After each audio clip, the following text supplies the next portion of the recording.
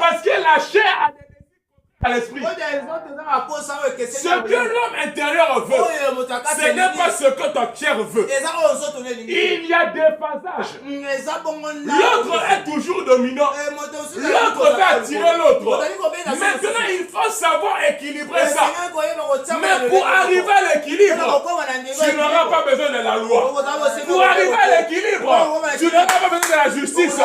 Mais pour arriver à l'équilibre, tu as besoin d'équilibrer avec quelqu'un. Le quelqu'un là, il s'appelle le.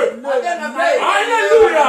Amen. Quand tu équilibres, tu dois d'abord écouter le. Mais qui est le en question? Le là c'est qui? Est-ce que c'est les lolo? Moi je ne sais pas.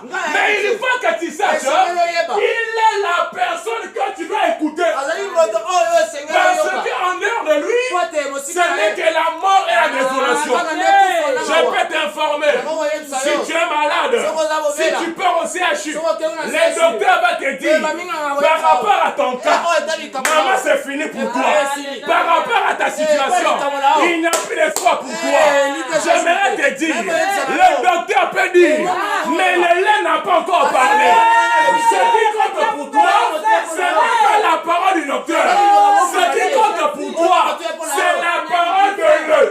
Il faut que le dise quelque chose. S'il n'a pas dit, ce n'est pas encore fini. Même si on t'a mis dans la mort, ce n'est pas encore fini.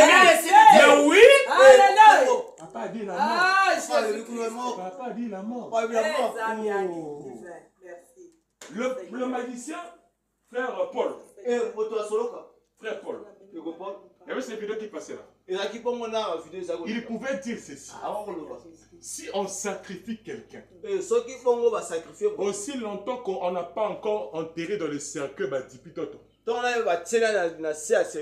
il peut être ressuscité.